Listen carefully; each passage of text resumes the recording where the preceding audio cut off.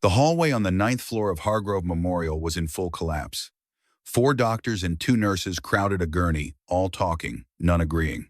Lily Hargrove, 8 years old, lay seized in long tremors, lips the color of a bruise, the monitor screaming for 2 uninterrupted minutes. Not one person had done the one thing that needed doing. The elevator opened. A man in a blue delivery jacket stepped out, set a food bag on the floor, crossed the hallway in 7 steps, tilted the girl's head to the correct angle, drew her jaw forward, and freed her airway with his bare hands. 15 seconds, no instrument, no medication. The monitor stopped. The seizure slowed. The hallway went silent. 50 doctors had failed this child. A delivery driver just saved her, and not one person thought to ask his name. Eleanor Hargrove had spent $8,200,000 trying to save her daughter's life, and she had nothing to show for it except 900 pages of inconclusive documentation and a child who kept seizing without warning. That was the number she returned to every morning, not as self-pity, because Eleanor had no patience for self-pity, had excised it from her emotional vocabulary, the same way she excised redundant line items from a quarterly report, but as a data point. A persistent, humiliating, irrefutable data point that sat at the center of every decision she had made for 6 months and refused to move. Hargrove Biomed was the third largest pharmaceutical research corporation in North America. Eleanor had built 40% of its current market value herself. In the 11 years since her husband Richard had brought her on as co-chair, and she had quietly, methodically, remade the company's research division from the inside out.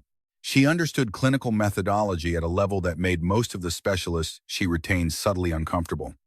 She had used every piece of that knowledge and every dollar she could mobilize to find the explanation for why Lily kept seizing full, tonic-clonic episodes. No structural neurological cause, no genetic marker, no visible lesion, no pattern that satisfied any of the 50 specialists retained across 4 continents and 17 facilities. 50 specialists, $8 million, 6 months. Lily was still seizing. Richard had died 3 years ago. A sudden cardiac event on a Tuesday evening while Lily was doing homework at the kitchen table. Lily had been 5 years old and had watched her father go still and had been assessed by the therapist Eleanor retained within the week as coping within normal parameters. 3 sessions, no apparent lasting trauma. Cleared. Eleanor had accepted that conclusion, the way she accepted most expert conclusions, with disciplined, exhausted trust. It would not occur to her until much later that trust in a conclusion is not the same as verification of what the conclusion is built on. Cal Merritt had been a pediatric emergency nurse for 8 years at Children's Memorial Hospital, and he had not walked inside a hospital since the night his wife died. Sarah had gone in for a delivery, the charts classified as routine. Danny arrived healthy at 9 pounds, 4 ounces. Sarah hemorrhaged 2 hours postpartum. Cal was in the room. He did everything he knew how to do, which was considerable, and it did not matter. She was gone before the surgical team arrived. He submitted his resignation the following week. Not out of anger, not out of blame, but because he could not walk a hospital corridor with that specific combination of antiseptic and recycled air without seeing her face in the ceiling, and a nurse who cannot function inside a hospital is not a nurse. He drove for DoorDash during the day. He worked a warehouse loading dock 3 nights a week. He lived in a 2-bedroom apartment in Pilsen with Danny, who was 9 years old and had his mother's easy laugh and his father's habit of going very quiet when something mattered. Cal made Danny's lunches the night before. He reviewed homework without being prompted. He arrived at every school event before it started, with the deliberate punctuality of a man who had decided that showing up was one of the few things entirely within his control, and who treated that category with great care. On the Tuesday that changed everything, Cal accepted a delivery order for a Michigan Avenue restaurant. Destination: the administrative offices of Hargrove Memorial Private Hospital, 12th floor. He drove through mid-morning traffic from Pilsen, parked in the loading zone, stepped into the elevator, and pressed 9 instead of 12, because the button panel was worn, and his mind was already 3 pickups ahead. The doors opened onto chaos. The rest happened in the way it happened. He had not meant to be there. He had no plan, no information, no connection to any of it. He was just a man with a bag of food and the wrong floor. When the medical team moved Lily to recovery and the hallway began to empty, the efficient clearing of a hospital space after a crisis, everyone suddenly purposeful and occupied elsewhere. Cal retrieved his delivery bag and walked back toward the elevator. He was aware of the stares he had collected and the fact that not one person had spoken to him directly since he had stepped to the gurney. He was also aware that his next scheduled pickup was now 23 minutes overdue, and that Danny's school release at 3:15 required parking on a street with aggressive enforcement. He pressed the call button. He waited. He did not hear her coming. You. The word arrived with controlled weight, the voice of someone who had spent many months learning to keep feeling out of her tone and had not quite managed it in the last 30 seconds. What did you just do to my daughter? Cal turned. Eleanor Hargrove was 42 years old and had the specific appearance of someone who had redirected every available internal resource toward a single purpose for so long that nothing was left over for anything else. Her blazer was wrinkled in the way of someone who had stopped registering it. The shadows under her eyes had the particular depth that accumulates from grief, combined with fluorescent lighting over many consecutive weeks. She was looking at him the way people look at something that does not fit any existing category, with an attention that was simultaneously precise and unmoored. He noticed her shoes were expensive. He noticed the delivery bag still in his own hand. Her airway was blocked, he said. I opened it. She studied him head to toe. Methodical. The way she read a data set. Blue jacket, worn sneakers, thermal bag with a restaurant name on the front. Are you a doctor? No. Without apology. I deliver food. The elevator arrived. He stepped toward it. Wait. She said it quietly, without command in it, which was somehow more effective than a command. He stopped. He told himself it was basic courtesy. He was not entirely sure that was the reason. Your name. A pause. Cal Merritt. The doors slid closed on an empty car. Eleanor stood in the hallway with his name in a food bag he had left on the chair by the nursing station, and for the first time in 6 months, she could not immediately identify what she was feeling. Not relief, not exactly. Something older than relief. Something that had not had room to exist inside her for a very long time. She stood there until a nurse touched her arm. Then she went to find Lily. She moved slowly. In the room, the monitors continued their quiet work. Lily's color had returned. Her chest rose and fell in the even rhythm of a child who has come back from somewhere frightening and does not yet know how to explain where she has been. Eleanor sat in the chair beside the bed and held her daughter's hand and did not say anything. There was nothing to say that the held hand did not say better. That evening, at 8:47, Cal's phone displayed an unknown number. He was sitting on the edge of Danny's bed with a book open in his lap, waiting for the boy to fall asleep. He answered on the fourth ring in the hallway, door pulled half shut, Mr. Merritt. Her voice on the phone was smaller and more precise than it had been in the corridor, like something compressed for distance. My name is Eleanor Hargrove. I believe we met briefly this afternoon. He leaned his back against the wall. I figured someone was going to call. Is this about liability? A pause. No. Okay, I want to ask you one question, she said. When you stepped off that elevator, what did you see? He was quiet for a moment. Not because he did not know the answer, but because he was deciding how much of what he knew to offer. Your daughter was flat on her back, he said. Head centered, chin elevated. When a child seizes in that position, the base of the tongue can fall posteriorly and occlude the airway. You tilt the head, bring the jaw forward, and the obstruction clears. It is the first thing covered in basic airway management training. 15 seconds, no equipment required. A longer silence. Then, she has seized 9 times in 6 months. 7 episodes treated with intravenous anticonvulsants. 2, resolved without intervention. Not one record in her complete file documents patient positioning during any acute episode. No, he said. It usually does not. Once the pharmacological protocol becomes the focus, the mechanical basics get assumed and stop being recorded. He heard something shift in her breathing, not quite a sound, more like the absence of one. Did you look at the file? She asked. No. I know what I saw. When she spoke again, her voice had changed in a way he could not precisely name. You cleared the airway in that moment. But you have not told me why she keeps seizing.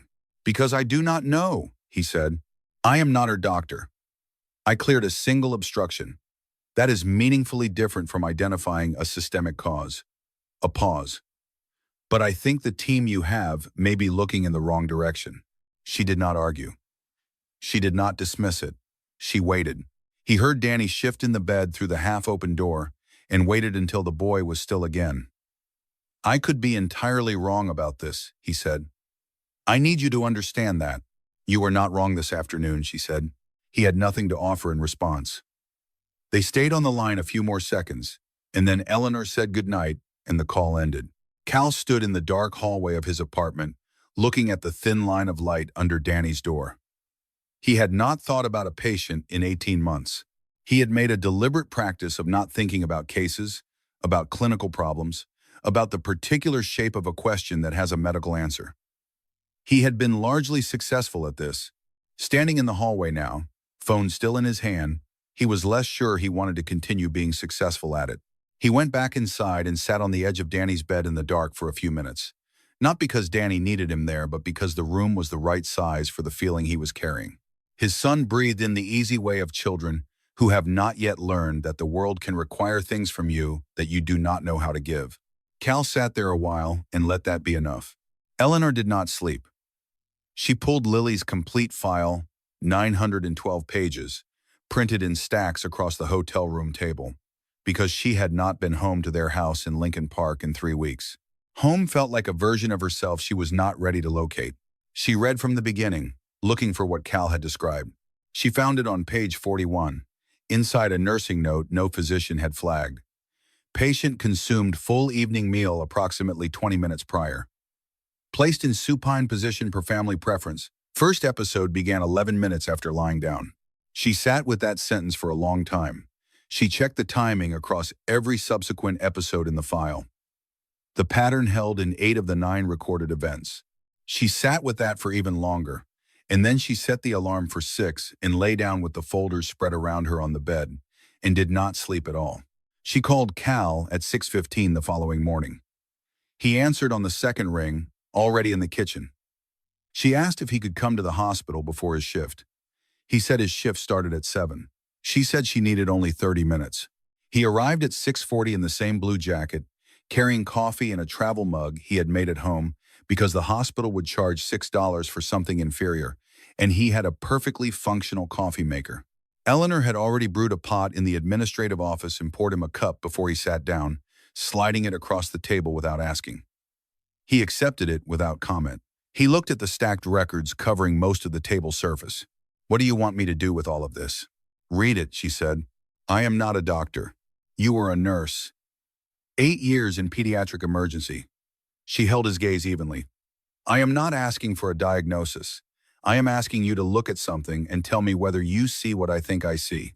He pulled the nearest folder toward him and opened it.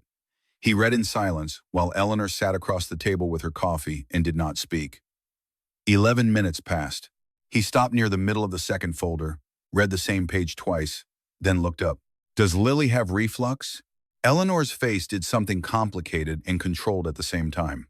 She was never diagnosed with it. That is not what I asked. A pause.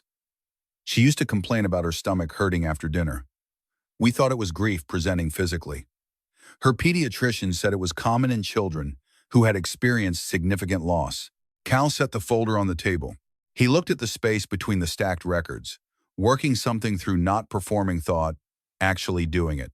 Talk to me, Eleanor said. I need you to understand that I could be wrong about this, he said. I understand that, and that I am not the appropriate person to be making this determination. I understand that too. She met his eyes across the table.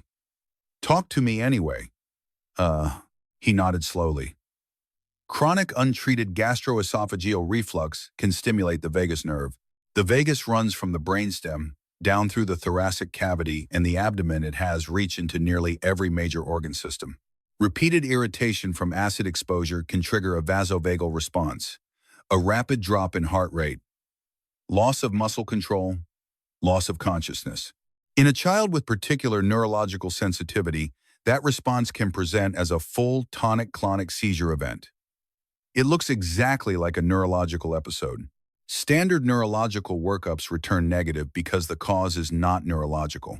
The cause is in the digestive tract, and nobody has looked there because the presentation pointed somewhere else entirely. He paused. Every first episode in this file occurred within 30 minutes of a meal.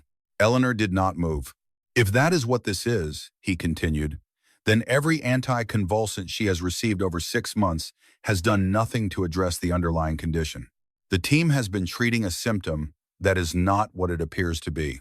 She looked at the stacked files. 912 pages. 17 hospitals. $8 million. 50 specialists. Why did no one? Because once a case carries the neurological label, everyone inside that frame looks for a neurological explanation, he said. Nobody checks the stomach when the brain is producing dramatic symptoms. He lifted his travel mug. I could be entirely wrong. I need you to hold that. Eleanor looked at him directly. How long were you a nurse? 8 years. Why did you stop? He looked out the window. The lake was gray and flat in the early light, the city just beginning to move around it. He held the mug with both hands, the way people do when they need something solid. Because I did everything right, he said. Once. And I still lost the person I loved. Eleanor did not ask for more. She understood the shape of that sentence, the specific weight of correct procedure applied correctly and arriving at the wrong outcome. She had carried a version of that weight herself for 3 years. They sat with the files between them and the coffee cooling in the cups, and neither of them spoke for a while, and the silence between them was not uncomfortable at all. By noon, the information had moved through the hospital. Not announced hospitals do not announce things like this, but present in the frequency shift of hallway conversations, in the urgency with which Dr. Raymond Holt's assistant phrased the meeting request, in the fact that the request went directly to Eleanor's phone and not through her team. Holt was 61 years old, department head for 11 years, the kind of physician whose certainty had calcified over decades into something indistinguishable from arrogance. He sat across from Eleanor in the conference room and expressed, with the practiced evenness of someone who has explained institutional liability many times, his concern about the legal exposure created by allowing an unlicensed individual to access patient medical records. He used the word prolonged when Eleanor heard the word failed. She let him finish. Through your department specifically, she said, approximately 2 million of the 8,200,000 I have spent on my daughter's care. He did not respond to that. The hospital's legal team had a non-disclosure agreement drafted by 2 in the afternoon, requiring Cal to cease all contact with Eleanor or any member of the Hargrove family or associated medical team. At 2:15, a health reporter at a local news station received an anonymous tip from inside the building. By 3 o'clock, she had called DoorDash's media relations line, asking about the delivery driver who had intervened in an emergency at Hargrove Memorial. Cal's area manager called at 3:20 with the particular tone of a person delivering a conversation he has been instructed to have. Can you explain why your name is connected to an incident at a private hospital? Cal could not explain it in 30 seconds while standing on a sidewalk waiting for an order to be bagged. He said he would call back. He did not call back immediately because there was no version of the explanation short enough for that phone call. Eleanor found him in the hallway of the 7th floor at 4:30. She had been looking for 20 minutes. I want to apologize to you, she said. He looked at her with the steadiness of someone who has learned not to react to things before they have fully landed. For what exactly? For pulling you into something without considering what it would cost you. You did not pull me into anything, he said. I pressed the wrong button. That is generous. It is accurate. He held her gaze. What does legal want from me? A signature. Cease of all contact. A pause. I have not told them to proceed. He studied her face. What are you working through? Whether involving you further makes your situation materially worse, she said, without performance. Right now I have a job that may suspend me, he said. A kid whose school received a phone call this afternoon and a legal document with my name on it drafted by people I have never spoken to. He paused. I do not have a great deal to lose, but what I do have, I would like to keep. You will keep it, she said. The certainty in it was not performed. You cannot guarantee that. I can, actually. She held his eyes. But more than that, you were right, Cal. I have spent 6 months paying people to be wrong. I am finished with that. It was the first time she had used his name. He noticed. He did not say so. "Do whatever you need to do," he said. "But I am not signing anything." He turned and walked back toward the elevator. Eleanor watched him go, and something in her expression settled into the particular stillness of a decision fully made. Lily had her 10th episode 3 days later. It was shorter than any before. She came out of it in 4 minutes, sat up on her own, asked for water in a voice that was hoarse but fully her own. The nursing staff had that morning implemented a new positioning protocol ordered unilaterally by Eleanor. No supine placement within 90 minutes of any meal. Head of bed elevated throughout the night. Every meal-to-episode interval documented going forward. In the family waiting room, Eleanor's phone rang 3 times inside 3 minutes. The attorney, Dr. Holt's assistant, the director of communications. All three wanted a decision. She looked at the screen for a long moment, then placed the phone face down on the chair beside her and sat in the quiet of the hallway. She was thinking about what Cal had said, not the clinical part. The other part. About doing everything right and still losing the person you loved. She had done everything correctly with Lily. Every available specialist, every available protocol, every available dollar. She could not identify a single decision she would make differently. And still her daughter had spent 6 months in a hospital room, unable to go a week without seizing. She had hired Dr. Marcus Webb 2 weeks prior on a separate private retainer, a pediatric gastroenterologist from Northwestern, with no financial relationship to Hargrove Memorial and no professional stake in any prior diagnostic conclusions on Ammon. Lily's case. She had asked him to read the complete file from the beginning, with no framing from any prior physician. He called from his car in the hospital parking lot that evening, and his voice carried the particular careful quality of a person delivering news they wish had reached the patient sooner. Lily had severe, chronic, untreated gastroesophageal reflux disease. The persistent acid exposure had been repeatedly stimulating her vagus nerve, triggering vasovagal episodes that presented in every clinical measure as tonic-clonic seizures. It was not epilepsy. It was not a neurological disorder of any known classification. It was a digestive condition that had been entirely invisible inside a neurological diagnostic frame, because every physician working the case had inherited that frame and looked nowhere else. Cal had been right. Eleanor called him at 11:07. He answered after 2 rings, background quiet. "Danny long since asleep." "The new doctor confirmed it," she said. "Reflux. Vagal nerve stimulation, producing seizure-like episodes. They begin the correct protocol tomorrow morning." A silence, not surprise, but the quality of someone absorbing confirmation of something they had already half accepted. "How is she right now?" "Sleeping." Her voice shifted on the word in a way she had not prepared for. "She went down at 8:30, and she is actually sleeping. First time in 6 months, I have not checked on her twice in an hour." "That is good," he said quietly. Nothing added. "I know this does not address what has happened with your job, with Eleanor." Her name in his voice, not casual, not pointed, simply present. "Tell me what the treatment protocol is," she told him. She sat in the hospital hallway and described everything Dr. Webb had outlined, and Cal listened and asked questions at the right intervals. Questions that told her he understood precisely what she was describing. They talked for 19 minutes. When they finally said goodnight, Eleanor sat another moment with the phone in her lap before she walked to Lily's door. She did not examine, in that moment, why he had been the first person she called. She pressed her hand against Lily's door. Not the glass, the door itself. Solid and warm, and stood there until the hallway PA system called a code 2 floors up, and the world reminded her, as it periodically did, that it was still moving whether she was ready or not. 3 weeks into the new protocol, Lily went 7 consecutive days without an episode, then 10, then 14. A brief episode occurred at day 11, 4 minutes. Medication response immediate and effective, but the direction was unmistakable. The seizures were receding in frequency, duration, and intensity. Dr. Webb used the phrase responding normally to appropriate treatment, which was the most clarifying sentence Eleanor had heard in 6 months. Eleanor relayed without pressure that Lily had asked about the man in the blue jacket. Asked twice, in the particular way children repeat a request when they understand it matters. Cal arrived on a Saturday morning with Danny, who was 9 years old, his father's watchful eyes and his late mother's comfortable ease with strangers. The two children were in Lily's room for 6 minutes before they were in open disagreement about animated sequels, conducting the argument with the comfort of people who had known each other much longer. Cal and Eleanor stood in the hallway outside.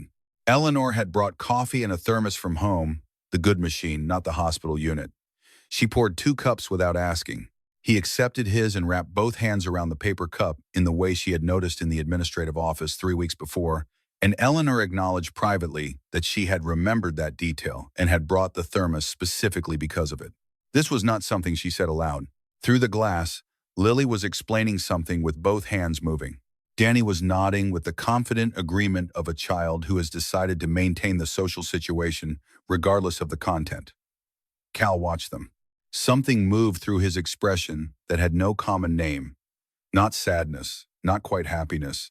The particular feeling that lives in the narrow space between the two, when you are watching something you could not have anticipated.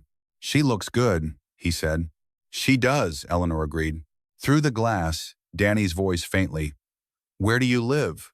Lily answered with the Lincoln Park address. "That's pretty far," Danny said, weighed this, appeared to find it acceptable, and returned his attention to the screen. Cal glanced at Eleanor. Eleanor was already looking at him. They looked away at the same instant in precisely opposite directions, with the particular simultaneity of two people performing the same instinct at the same moment and both knowing it. The hallway was quiet. The coffee was genuinely good. Neither of them moved to leave. Cal set his cup on the windowsill. Eleanor kept hers. The children's voices came through the glass in fragments, Danny explaining something with characteristic certainty, Lily countering with the particular tone of someone who has spent months without the energy for argument and is finding it again. "She's going to be fine," Cal said. Not to Eleanor specifically, not to himself exactly, more like a thing that needed to be said aloud in order to settle into the correct place. "Yes," Eleanor said.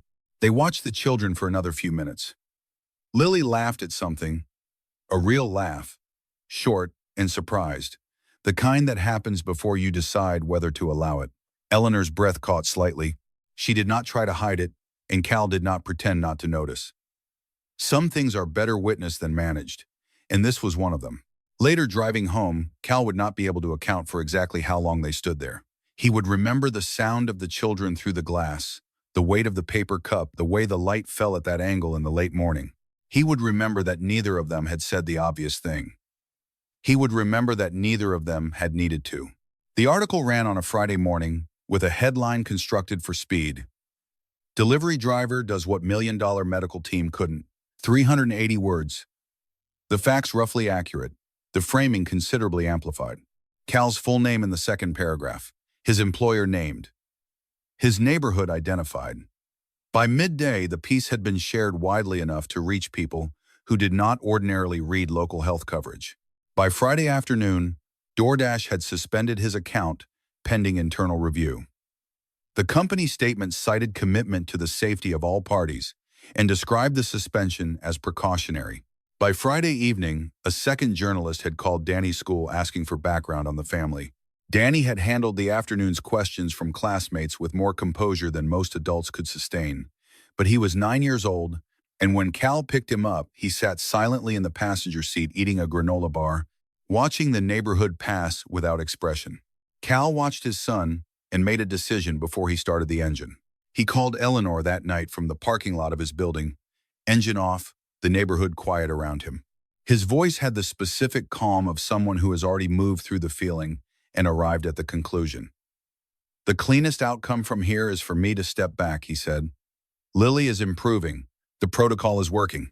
My continued presence in this situation is not serving anyone." A pause on her end. "I hear what you're saying, then you understand." "I understand the words," she said. "I'm less certain about what is actually happening." He did not respond.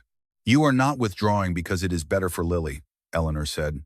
"She is doing well. You are withdrawing because you have decided this is not a space where you belong." The accuracy of it was enough that he did not dispute it. He had a reliable sense, developed over years, for the moment when his presence required more explanation than it was worth. He had developed alongside it an equally reliable tendency to leave before the explanation became necessary. He had refined that tendency without ever fully noticing he was doing so. "It is simpler," he said. "It is familiar," she said. "Those are not the same thing." He sat in the parking lot and listened to Pilsen settle into Friday night music from the taqueria 2 blocks over. Someone's dog. A car with a failing muffler working through the neighborhood. "Eleanor." "I am in the car," she said. "Do not hang up." He did not hang up. 22 minutes later, the intercom buzzed. He went downstairs and opened the door, and she was on the step, same clothes she had been wearing at the hospital, keys in her hand, breath faint and visible in the cold air. She looked at his face for a moment without speaking. "You drove to Pilsen," he said. "I did. You did not need to do that." "I know," her gaze steady on his. "You are about to make a decision you will regret, and I am not willing to let you make it over a phone call." He looked at her on his front step. He thought about Danny asleep upstairs. He thought about the granola bar and the quiet ride home and all the things he was adequately skilled at not pursuing. He opened the door wider. She came inside. She stayed 45 minutes. She sat at his kitchen table while he made tea because the coffee was gone, and she laid out what she intended to do, not requesting his approval, not consulting him on the approach. A statement from a woman who had already decided and was extending him the courtesy of knowing before it happened. The following Tuesday, Eleanor stood at a podium in the hospital's public relations room with a selection of de-identified, attorney-reviewed records displayed on the screen behind her, and asked a single question publicly. How does a child receive treatment at 17 medical facilities over 6 months, accumulate 900 pages of documentation, have her episodes captured in detail across 270 days, and emerge without a single entry documenting her position at the time of any acute episode? She did not attack Dr. Holt by name. She did not allege malicious intent. She presented the record and asked the question and allowed the room to sit with the numbers. She named Cal Merritt once, in one sentence, that this specific procedural gap had been identified by a former pediatric emergency nurse, currently employed as a delivery driver, who had been present entirely by accident and had recognized in approximately 3 seconds what credentialed specialists had missed across 270 consecutive days. She did not describe him as a hero. The documented record was sufficient on its own. Dr. Holt submitted his resignation 4 days later. The hospital announced an internal review of emergency positioning protocols. Hargrove Biomed redirected $600,000, previously committed to 3 neurology research contracts, into a national grant program for pediatric emergency positioning protocol training, administered by an independent medical education organization. DoorDash reinstated Cal's account within 24 hours of the press conference. Their statement did not acknowledge that the suspension had been in error. Cal read it once and set his phone down. The next day, in the school pickup lane, Danny came running back across the yard and knocked on the passenger window, slightly breathless, holding a friend's phone through the gap. "Dad, you're famous." Cal looked at his son. "I pressed the wrong elevator button." Danny weighed this carefully. "That is a weird reason to be famous." "That is why I am not famous," Cal said. Danny appeared to find the logic acceptable, turned, and ran back toward the building. Cal pulled out of the lane and drove home through the morning traffic, back to his ordinary life and his ordinary work, both of which looked exactly as they had before and felt, in ways he had not yet finished accounting for, quietly different. In the weeks that followed, 2 things happened that Cal did not expect. The first was that 3 of the parents from Danny's school, unprompted, looked up the press conference and sent him emails through the school directory, asking if he taught first aid courses anywhere locally. He did not, at the time. He thought about it. The second thing was that Eleanor called on a Wednesday evening, not about Lily, not about the hospital, not about anything that required follow-up. She called because Danny had left his hat in Lily's room during the Saturday visit, and she wanted to arrange returning it. They talked for 40 minutes. When he set the phone down, Cal sat in the kitchen for a while, looking at nothing in particular, and then got up and washed the dishes, which was a thing he did when he needed to think. 2 months later, Lily Hargrove returned to school. She was not entirely the girl she had been before the illness began. 6 months of a body in sustained crisis changes a person, even a small one, in ways not visible until you look for them. She tired more easily and was deliberate about meals and rest, in the way of someone who has learned their body requires specific attention. Her teacher described her as unusually thoughtful. The friends she made quickly described her as someone with strong opinions about which animated series were worth anyone's time. Eleanor returned to work and reduced her calendar by more than half, not because the company had become less important, but because she had spent 6 months learning what happens when a person treats their work as the only thing that genuinely matters. Her assistant noticed the change within a week. Nobody asked about it directly. Cal went back to delivering. He picked Danny up at 3:15 every day. He made dinner from what was in the refrigerator and gave Danny authority over the seasoning. 6 weeks after the press conference, a neighborhood nonprofit asked if he would teach a basic first aid class on Wednesday evenings at the Pilsen Community Center. He said yes. The class had been meeting for 6 weeks when Eleanor appeared. She came without an assistant, without an appointment. 12 people sat in plastic chairs. A retired postal worker, 2 neighborhood mothers, a teenager brought by her grandmother, a man from the bakery on 18th Street who had been meaning to learn this for years. They were all watching Cal, who stood at the front, explaining airway assessment in the direct way of someone who has performed the thing he is describing. He turned to the whiteboard and saw her in the last chair. He paused for half a second, visible only to someone paying close attention, which at that moment Eleanor was. He finished the sentence he had started. He did not look at her again until the session ended and the others filed out into the evening air. The room emptied. Eleanor remained. She stood when he began stacking the plastic chairs. "I would like to sign up for next week," she said. He set 2 chairs against the wall. "Open enrollment. First come, first seated. I will be on time." He turned to collect the next chair, and she was closer than the room required, not dramatically, just the natural proximity of 2 people in a space arranged for 12, now holding 2. She looked at him with the expression he had come to recognize across enough hospital hallways and late-night phone calls to know it as her version of honesty. Nothing managed, nothing held back, simply the thing itself. He had told himself he was a practical man, with a practical life and 1 son to raise and nothing sensible, to build from a complicated connection with a woman from a world that was not his. He had almost believed it. She smiled, not the version she used in boardrooms or hospital corridors. The other kind. The one that arrives before a decision is made. Cal looked at her. This time, he did not look away.